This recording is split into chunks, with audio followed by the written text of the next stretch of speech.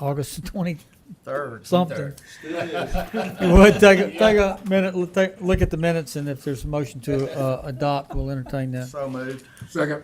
All in favor, say aye. Aye. Okay. First item of business, I'm going to ask, item number 4 is district improvement funds for Council President Tyner. He's got to leave in a couple of minutes. Could we have a motion to move that to up on the agenda and knock it out of the way? Second. All in favor, say aye. Aye. Okay, President Tyner. Thank you very much, Councilor Busby. Yeah, I'm just supposed to go, the official delegation from Schorndorf is arriving, and I was supposed to go with the mayor to welcome them and have a champagne toast. The mayor's gonna stay here, so I'm going. But I am chairman of Sister City, of course, but thanks to you guys, Give my regard. I will do that. But I have my District 5 improvement funds. I'm asking for $2,500 to be given to Eagles Wings Day Have program. Okay, Motion to approve. Second. all in favor, say aye. Aye. Okay. Thank you very You are much. approved there, Councilman Tyner. Picking up where we were, item number 1 of new business, general fund FY22 budget revision number 14, Ms. Standridge. Yes, thank you, council. This item is pertaining to a budget revision in the general fund for $11,414 to move TPD's diversion training tech dollars into a line item that they can spend for repairs and supplies on their polygraph machine and the associated technology for that. If you will recall, diversion and training tech dollars are set aside through court receipts. And it's specifically designated by the state of Alabama for TPD's usage in either training or technology. So these funds have been analyzed. A&F says that there is plenty of funding in there to use for this $11,414. So we are making that recommendation. Okay, any questions?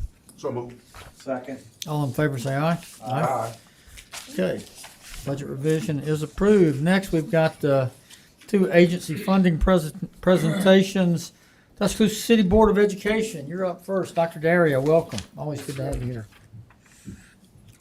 Thank you all for having us this afternoon, and we'd like to again thank the council for our conversation yesterday where the city board met with the council. We are here today to provide an overview of our budget. We thank the city for your always strong support. The funds that we receive from the city allow us to offer art, music, and so many other programs that we would not be able to offer otherwise. Jay Duke is going to walk you through the budget so you can get a quick idea of where we are with our budget and the forecast for it. And Mr. Patrick Hamner from our Board of Education is joining us as well. So Jay Duke will walk you through that. Jay? Thank you, Superintendent, and ladies and gentlemen. I appreciate the opportunity to be here. Good to see you again. Good to see you, Jay. And I'll dive right into some numbers here as we prepare for our FY23 budget as well. I'm going to breeze through some revenues to begin with, touch on some expenses, and then talk about some challenges in FY23 and beyond budget items that we have coming up as well. Top up. Okay, thank you. A brief look at our state and local revenues, in particular our state foundation program. That's our core allocation from the state that funds about 669 teacher units. And so you see that we'll have an increase there, the blue being last year, the red being FY23. You see a fairly significant increase there from 60.8 million to 64.2. The state legislature this year passed a 4% state pay raise. More importantly, they stretched the salary matrix to 35 years and made some great strides and adjustments in the state teacher salary matrix. So that money will go towards covering that for our state-funded units. The local there on the right would be part of our sales tax, property tax, and our car tag tax, for example. And on the next slide, I'll give you kind of a breakdown on what we call our local sources of revenue. Property tax, we saw a good increase in property tax this past year. And talking with the tax assessor's office, we expect about a 1.3% increase again this year. And sales tax, of course, has been doing well. This slide here is pretty much 3 slides in one. At the top, just a brief overview of in an ordinary year. I'm going to exclude CARES for a second.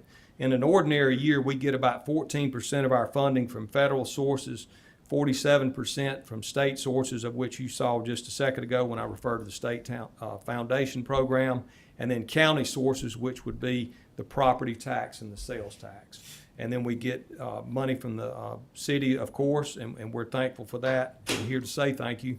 And then we get some miscellaneous funds of about 1%. In the middle, there's a brief look at our student count, also known as ADM, average daily membership. You can see we've kind of settled in around 10,200 or so students. Jay, how is your arts and music in the elementary going for the money that you're receiving? It's going well, and we continue to fund that, and just know that some of the money we get from the city appropriation goes to that as well. And some of those items there, and then on one of the later slides, you'll see go to some of the things that the city allows us to do and what your allocation allows us to do. Thank you.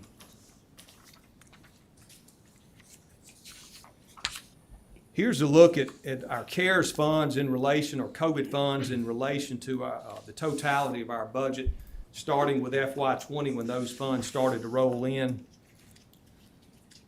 That first year was about 1.6%. The next year was about 3.3%. This current fiscal year, it's going to be about a 10% add. And then, as you'll see, over the next couple of years, it's 6%, then 5%. Then it goes away at FY25. Do they all go away by 25, Jay? Yes. And do they ladder out, or do they expire together? They ladder out. We had 3 levels, Mr. Busby. We had CARES 1 is in the books. It's closed. We've spent it. It was around $3 million. CARES 2, we're kind of right in the middle of it. It's around $12 million. It ends September 30th of 2023. So we've got about 12, 13 months left. CARES 3, the bigger one, ends September of 24. And that's the 28 million. Correct. And what are y'all limited to in what you can spend that money on? And if you want to talk about that afterwards, we can. I don't want to derail you, but I want to understand how that money can be spent and how it can't be spent. Well, it's very much earmarked, and that's a great question. I've got a slide from last year that I used this time. I don't have it on the deck, but I've got it in front of me in case that question came up. And we've got anything from mental health, professional development. We'll spend about $1.7 million this past summer for our summer learning program. We'll do that again next year in FY23. We'll do that again next year in FY24. So we'll spend somewhere around $5.1 million concentrated on our summer learning program. We have a state-of-the-art, nationally recognized summer learning program. A lot of the CARES 2 and CARES 3 is more emphasis on learning loss, addressing that, whether that be devices, technology, mental health type assessments, and software that does that type thing, connectivity, learning software platforms that are specific, and it's less, the second, third round are less supplies. We've kind of laid that stuff to rest. What about personnel? Can you hire teachers with it? We have hired some and deferred some salaries, which has helped our reserve balance. So I'm going to call it deferred. We've been able to temporarily defer some as well as add some. Would it be a correct assumption that capital expenditures are precluded by this? You can't build another building or can you? We've gotten different information on that. We've elected to put our money in students, and we think that our facilities as a whole, thanks to a 2016 capital plan that. Now, I wasn't urging you to do it. I'm just trying to. Well, yeah, no, The things that generally occur to the layman in terms of what schools do teaching kids, you can spend money on that. Correct. Okay. And correct. Jay, you talked about the CARES Act funds using the platforms. Has the states kind of mellowed a certain platform? Because I know that at one point you were going from Google Meets to Google Classroom, Schoology. Is there a new platform that the state is using? They do have defined, if you want to call it, or state-approved type platforms. Yeah. And our curriculum people, generally check with the state on those and get prior approval, and they kind of have a list to go by. So what is there a particular percentage of the funds that are being used to fund those platforms? It's a good bit. I don't have an exact percentage with me, but yes, that is part of that, especially CARES 2. Right. CARES 2. Mr. Busby, back to that previous bit there, I've had a lot of contractors ask me that same question.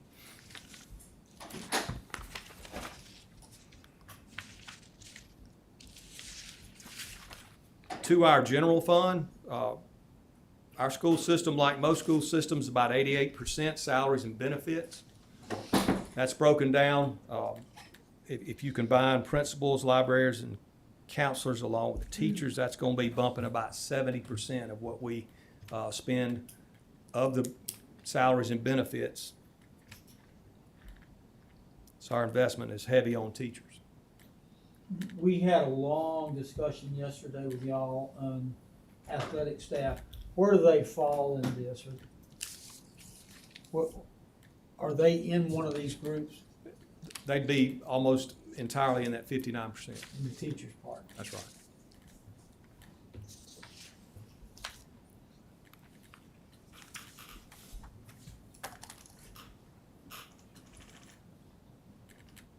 Here's a visual of our strategic plan initiatives, and in particular what the city so kindly helps us fund with your allocation. And a lot of these not only are funded by what you give these city schools, but in particular you'll see pre-K, which is an elevate project, summer learning as well. And then of course we got athletics coming on here soon that we discussed last night. We think this is some of the stuff that sets us apart, but of course it comes with a cost. But transportation is one thing that we have a lot of intraday routes here that probably a lot of systems do not. But we've got a beautiful TCTA, which is a state-of-the-art facility offering a lot of programs. And so we think there's a lot of things on this one slide here that hopefully set us apart. I mentioned earlier the state passed a historic new salary matrix for teachers, much overdue in my opinion. The Tuscaloosa City Schools will be passing along that 4% base pay raise to what we call our local employees, not state funded. So that comes at a big cost, and on the next slide, you'll see that in the biggest chunk of what I'll talk about as we look towards FY23, FY24, and then the unknown of FY25 and 26 as we come out of the CARES Act funds. That state salary matrix, 4%, and if you're tied to the teacher salary, as much as 20%, those increases we are passing along to our local employees. That's going to be a burden of about 2.5 million to our local funds, and that's what you see there in the red. We've got some other adds that'll put a little pressure on our budget this year, but we've been able to bank a little bit of reserve because of the CARES funds. We've been able to defer salaries and do some other things. We also had some savings from when we were closed. Unfortunately, we had to close schools, but we had a lot of savings in, Reverend Wilson, do you remember not running buses, That's right. not paying subs, so forth and so Saving on. A lot of gas. electricity we didn't spend as much on. So we're braced for this, but 25 and 26 we're already planning. There'll be a lot of decisions that we'll have to make and look at and make the appropriate adjustments at those times. Last slide here is our current budget. We'll release our budget Monday night. This is the FY22, the year that we are in. To give you some idea, and again, we'll be applying all the previous factors that I went through on an updated document for FY23. I want to thank you for your time. I know you've got a tight schedule today, but I'm certainly open for any questions, and I want to end with a thank you, Mayor. council, and I'll open up the floor if anybody wants to take some shots. Quick question, and if you don't know, if you could just let me know, the property tax ad valorem, when it was renewed, at 21.5 mils, was it projected to meet the debt service on the building construction? And I assume that today that number is higher than the anticipated debt service. How much higher is it, and where do those funds go? About, to kind of, this may over answer a little bit, but Okay. 6.5 mils is dedicated to that debt service. So we take 6.5 mils off the top, and that's strictly debt service. Our debt service is going to be somewhere around 10 or 11 million. Okay. So we collect about 30 million in property tax this past year. And does that So answer? is any portion of that 6.5 mil, is that 6.5 mils above your annual debt service? That you're taking out of that 30 million? I'm trying to do the math real quick of that's 1/4 of your. It's going to be not quite. I'm not trying to pin you. What I'm trying to say is, at the city, many times that if we dedicate a tax stream to a debt service, normally it grows higher than the debt service. What I'm wondering is where you're taking those additional dollars. Do they go in some other capital fund to take care of those facilities on down the line? It's kind of the reverse right now. We have to add to it just a little bit to meet. Got you. Debt service. 6.5 mils is not yet covering the debt. Correct. Okay. Correct. It's fairly close. We have some PSF money and from Oh, the the state. school fund? Yeah, that help us bridge that gap. Jay, thank you so much for your time and how you explain everything. I appreciate it. Thank you. I do too. What is the ask from the city this year, Jay? We asked for a 4% increase, and I base that on the fact that the state passed a 4% pay raise. So last year our core allocation was, I think, $2,541,000, I believe, and we would ask a 4% increase over that if the city so sees it. Okay. And the other question I had on the funding application, there's a section that talks about total unduplicated clients served, and it says 650. What? I don't know what that means.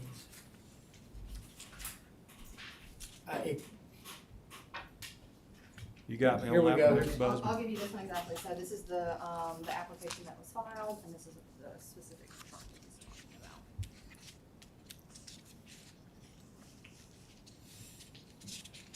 I will check on that. Okay, I expected some sort of admin miscommunication, but I couldn't get it answered internally yesterday, so let us know on that, and thank Dr. Derry, you got anything else? No, just to echo what Jay just said, we appreciate you all with your strong support always, and the funds certainly help us do the things that we do in the city schools. So Well, thank you. I'm flanked by two former city school board members, so I'm not even gonna pretend to have the smart questions here. Thank y'all very much. Thank you. Thank you. Thank All right. Okay, next we've got EDA, I believe. Coming up. Welcome, gentlemen. I believe we have new introductions to make as well. Hello, ladies and gentlemen. My name is Stephen Rumsey, and I'm here to represent, I'm Vice Chairman of the Tuscaloosa County Economic Development Authority. Pleased to be here today to talk to you about the mission of the TCEDA, introduce our new Executive Director. Before we get started though, we maybe get into some questions about our budget or any of our mission or how we carry out our mission. I think we had an appointment at say 3:15 and we got here at say a little after 3. And so we've been listening to this process, and I'm not saying this because I'm in here asking for money, okay? But this is a great sophisticated process. I wish, is Dr. Darian? Sir. I almost think that the city school pupils would benefit by maybe coming and seeing. First of all, I think a lot of our citizens believe that being a city council person is a 1 day a week at 6 o'clock in the evening job. But if they knew how many hours and how much time you put into watching every single dollar that's spent, and each dollar, of course, is a taxpayer dollar, and we appreciate how much effort you put into it, because, tax dollars are hard to come by. And I remember when the city council passed Elevate, it was really a love of quality of life issue. I mean, we knew that for Tuscaloosa to be special, to invest in public schools, to invest in the type quality of life enhancements that we need to make a community great, to have people that want to live here, to want to go to school here, stay here, invest in their spouse, their children, their future lives, future generations. We have to have a quality of life, and so many of the dollars that you council people are watching so closely, whether it's Riverwalk, or whether it's the Sabin Science Center, many of the things we've heard about today. I wanted to say that this is a special process. I wish you could do it maybe in the council chambers where every school child in Tuscaloosa could sit and see how much you scrutinize these dollars. That's not why I'm here today, but I do maybe consider that, because I was born and raised here, went to Verner, went to Eastwood Junior High, Central, graduated from Central, then I attended the University of Alabama. So I represent a generation of people that were able to be born here, be raised here, Yeah. and able to stay here. And one of the reasons that I was able to do it was because a council like yours, at some point, because when I was 10 years old, I remember I lived in Woodridge, and my next door neighbor was the maintenance director at Gulf States Paper. And every time my dad had a tool, he had to take it to the next door neighbor so he could fix it. He could fix anything. And so one day I said, he was having trouble with like a chainsaw, something to that effect. I said, well, why don't you get Mr. Stevens to fix it? He said, Mr. Stevens had to move. Mr. Stevens had to move. See, the paper mill club. Okay, so that was at a time and an age when we had one employer, materially, one private company in this town. And it was devastating. It was devastating. I mean, our best friend, next door neighbor, had to leave. I remember all You remember those times? Yeah. And so a council like yours invested in county commission and other partners, just like we've got now, stakeholders, all got together, community leaders like yourselves, and said, you know what? We can't have this. We used to wake up every morning, go outside, and we could smell the paper mill. We miss that smell. But the fact is people like you got in a room with county commissioners, private stakeholders, and said, you know what? We have to diversify this workforce. We have to recruit quality companies so we will not be subject to such. And you did, and we did. And so now, 50 years later, we've got companies from all over the world. Our mission is to recruit and retain world-class companies, people that pay a living wage. And honestly, those companies are looking at their dollars much like y'all are looking at our dollars, every dime. And so it's become very competitive. And the more competitive it is, the more important our job is, because we have to go find those companies, because we don't want to fall prey to being a slave to a sector, so to speak. And so we need to continue to diversify, and it's an ever-changing goal. But we have a lot to accomplish. We have accomplished a lot.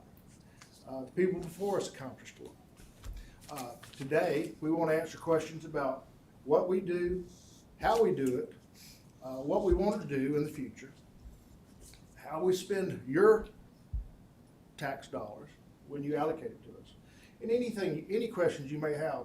But before we get into that, I guess I want to introduce Justice Smith, who is the new Executive Director of the Tuscaloosa County Economic Development Authority. Justice comes to us from the University of Alabama Mobility and Power Center, and the Alabama Transportation Institute before that, and the Mobile Chamber of Commerce Director of Corporate Development for them before that. But raised in Tuscaloosa for many years, very knowledgeable about our city, most knowledgeable, and really the perfect person to lead the charge going into the future. I'd like to introduce Justice, and if you want to say whatever you have to say and answer any questions, or we'll fill questions together, whatever you guys would like. Thank you, Stephen, and thank you, Council and Chairman Busby, Mayor Maddox. Appreciate the opportunity to be before you this afternoon. I feel about Tuscaloosa the same way that Stephen does.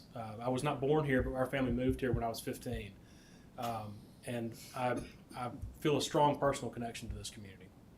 And it's why that's one of the reasons, probably the main reason that I have taken this position at the Economic Development Authorities because, like Dr. Daria, there are a few things that really make a difference in somebody's quality of life. We talk a lot about quality of life, but I think that education, a high quality education and a high quality job are the two biggest determinants of somebody's quality of life outside of, you know, the support and guidance they get from their family.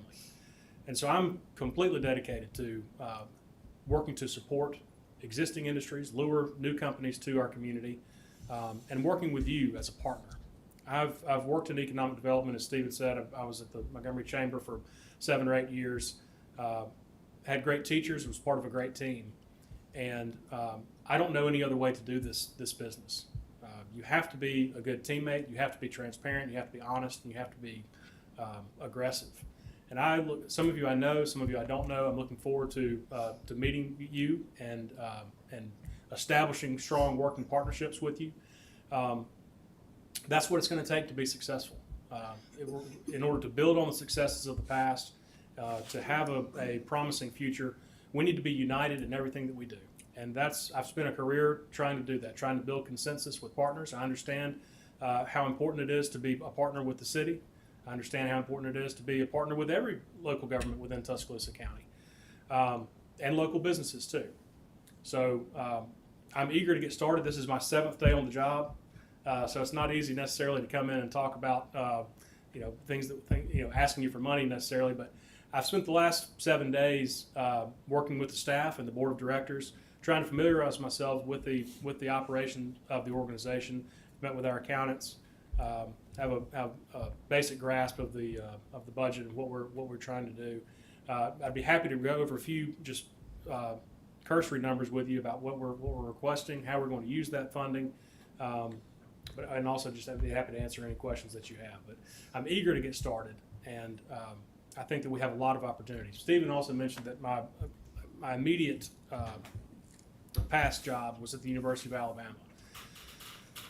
We have tremendous opportunity with the university and our other higher education partners, Shelton, Stillman, of course, and our K-12 partners as well. I think that we can continue to do what we have done in the past in this community as it relates to traditional economic development efforts, industrial jobs, advanced manufacturing, high skill, high paying jobs. But I think that we're also going to have to place a priority on moving into the so-called knowledge economy. And that's one thing that I think will happen when we work with our higher education partners and our K-12 partners. Particularly in my experience at the University of Alabama, I think that we're poised to enter into a great season of opportunity with Mobility and Power, the partnership we have with Mercedes-Benz and Alabama Power Company and the University of Alabama. Transportation is going to be a driver of economic development in the future for the foreseeable future. And beyond that, I think our opportunities related to water are going to be very significant. You're all aware of the $360 million grant that the university just received for studying hydrology, not just water quantity, but water quality. There will be, water will play a major impact globally for the next 50 years. Sadly, there may be political conflicts, wars that are fought over water. But we're blessed in this state and in this community in particular to have an abundance of water. And I think that the research and development and innovation that takes place on campus will be very, very beneficial for us and open a lot of opportunities for the attraction of new industry and also the retention of talent. We've done an exceptional job of attracting high quality students, staff, faculty to Tuscaloosa and Tuscaloosa County. Our next challenge is going to be retaining some of that talent. And I think that the knowledge economy is the way to do that. But I'm happy to answer any questions that you may have about myself or the organization. But First of all, welcome aboard. thank you very I much. think we just had a reception for you last week, so I had a great time. I know. It was good to meet you. I hope Councilman Crowe or Stephen will get you back here, say in a couple of months after you've kind of settled into the saddle there, and would be acutely interested in what the strategic priorities are going to be coming up, because there are a lot of people who have banged a lot of tables to get somebody in the job that you're in, and I'm not directly involved, but I'm one of those believers who think if you want a winning team, you put a winning coach in. And we've had that discussion with the Board of Education as well. But so I hope you'll come back in a couple of months from the big picture, and we don't have to go too deep. We've got it here. We've got a key member on board, but give us the thumbnail overview of what does it take to run y'all's operation, and what are the pieces of that funding? Yeah, so Is that you or Stephen or Norman or? I'll be glad to touch it, and you can Yeah, chime in, help you can too. I bet you'll do Jump great. right on that. Bet you'll do Justin. great, better than I will. Yeah, I mean, all three of us would be love to jump on that. Yeah, well, primarily our funding comes from local government entities like yourself. So we've requested $440,000 from the city of Tuscaloosa and the Tuscaloosa County Commission. We've requested about $50,000 from the city of Northport. I believe the town of Brookwood. We've requested about $10,000. We do have some cursory income as well from a tenant in our facility. Half the building is leased to a title company, and then sometimes that's basically our income. We do have some periodic sales of property or buildings that can also contribute to that. But it takes quite a lot to run the organization. Most of the expenses are related to personnel, so salaries and insurance, things like that. We spend a little less than $100,000 on facilities, building maintenance, about $160,000 a year on just operating expenses, whether that's equipment. But essentially, funds, it's a 375, 25 is 4, and another 450. No. It's an $800,000 to $900,000 Income. operation. Yeah. No, it's, It's- I would say that the contributions the local governments make probably materially pay for staff. The way that we shore up the budget materially is through what we call abatement fees. Cut right to it. And so, but I would venture to warn council just a little bit that the models of the past may not be the models of the future. I think it was probably a genius move by council years ago to put abatement fees in. But what you get when you reward something is more of it, correct? So one of the issues I see with abatement fees is it has the possibility of encouraging you to abate something you shouldn't abate. And the only thing that we can abate are taxes. And so we don't want to fall into that trap. So our chairman, vice chairman, past chairman, and other board members, we've talked over the last couple of years about funding, because as we move into the knowledge base, as Justice was talking about, it might be maybe, in other words, we're wanting to recruit world-class companies that pay a high living wage. And that might mean turning down some companies that want to pay the average wage. In other words, we're trying to strive further. We're trying to do better. That's not to turn our back on what we've done in the past. It got us here. But what we do in the future, what I say about that is we may abate less companies' taxes, but that might mean less abatement fee. But that's still the right thing to do, okay? So when you said you'd like Justice to come back in a couple months, I think that's exactly the conversation we probably need to have, maybe for this conversation for next year about funding. What type of companies do we want to encourage to come here? How do we recruit them? And we didn't talk about workforce development. I mean, while we may not run the workforce development train, we are a very strong stakeholder in that game. Well, you did mention the higher education and the K-12, but absolutely, the chamber runs a very high-level workforce development program, and we're a partner there. And they're a partner also in many of the things we do, as are Alabama Power, UA, the county, the city. I mean, we've got in commerce, the state. We've got a number of partners, but this workforce development is a real issue. So when we're running at a very low unemployment, recruiting certain companies and abating their taxes, just so we can fund our organization, may or may not be the thing to do. Does that? Yeah, I look forward to that conversation. Justice, I assume y'all bought a nice house in the downtown area? Well, if I could afford one. Oh, nice volley. Sorry, negotiations. Nice volley. Renegotiating his contract. That Hey, Justice, quick question. Yes, sir. In 20, the city and county were basically even in funding, and it's been a long partnership. But starting that year, the city, just to be blunt, had some concerns, and it was reflected in its overall funding pattern. We feel very good about the direction of EDA, and my budget is going to have, Carly, I think 418 as the recommended amount. The reason why I mention that is the county is going to be going through their process. Once you get their final number, will you let us know? Because Judge and I both have made a commitment to be at the same funding level, so. Yes, sir. And the council will probably have some time. I just want you to know that's how much faith that we have in the way that the board has gone about its business and the faith, I think, in your hire. So, Well, I appreciate those comments. Thank you, Mayor. And That's the truth. we'll let you know when we hear from the county. okay. Mr. Gentleman, Mr. Chairman, can I say something to you? comments or I questions? have the honor of being the chairman of TCIDA right now, and one of the things that I think, as you look at things that happen in life, you know, timing is everything in life. I could sit here and talk about how timing in my life has been good and it's been terrible, right? But right now, I think we are at a pivotal point in economic development in our community.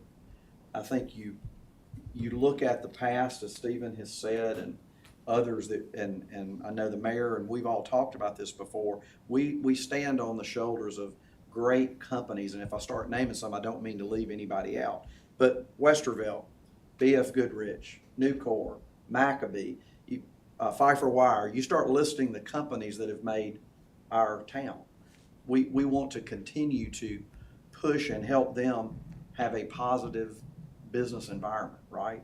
But I think as we move forward, one of the keys to the new economy is knowledge base.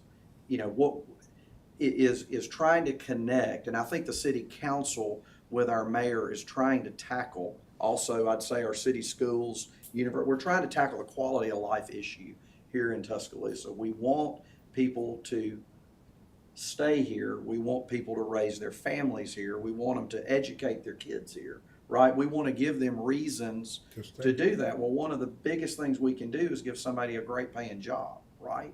So I think that we build on our past success, but the future, you know, holds so many opportunities and knowledge base to keep a lot of these great graduates of the University of Alabama, Shelton, Stillman.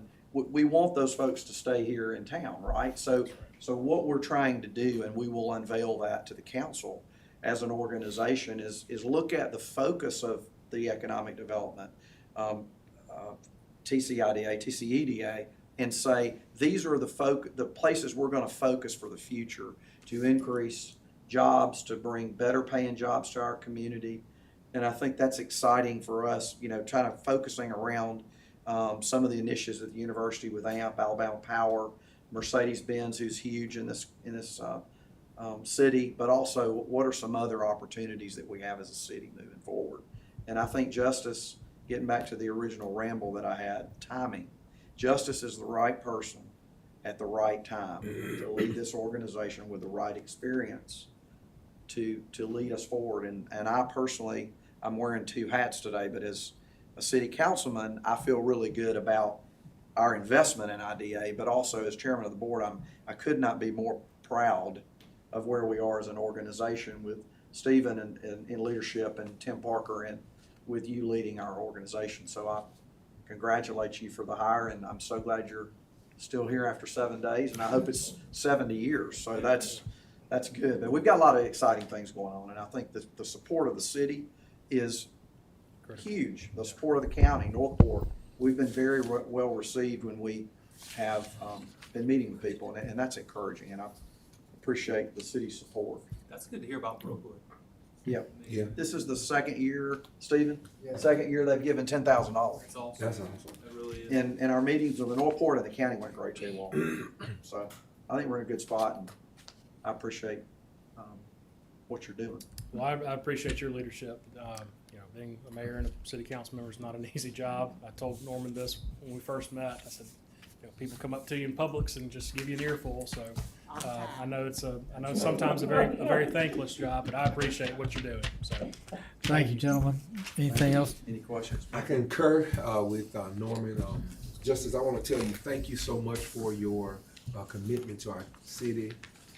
Thank you for talking about the jobs of the future. As Norman has spoken about, we want to make sure that Tuscaloosa is on the innovative tip for the future. And we're glad to have you here in our city. thank you, Mr. Wilson. Yes, sir. All right. Next item, Council Howard. Yes. Ms. Howard. I'm District trying improvement to- funds? Yeah, I'm trying to find an email. So anyway, Carly, does this include everything? Carly. Ms. Standards, does this include everything on my district improvement funds? Everything I sent you in an email? Okay. So, thank y'all. So, I am asking for some district improvement funds for $600 for Bryan High School's band, a community policing event, which I try to host for the city every year and haven't really done that since COVID.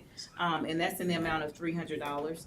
Lunch for my seniors, and there's 2 different groups of seniors at the McDonald Hughes Center, and our seniors are very important to us, and they are excited to be able to have some of their classes come back, and so I'm trying to keep that enthusiasm there and do something nice for them. So all of that is less than $2,000, and if you want the exact totals, I can give them to you right quick, but that's what the district improvement funds are going towards this Okay. time. So moved. Any questions? Second. All in favor, say aye. Thank you so much. That concludes the business on the agenda today. Anything else? Anybody have any save rounds or alibis? All right. Is there a motion to adjourn? So moved. Second. All in favor, say aye. Aye.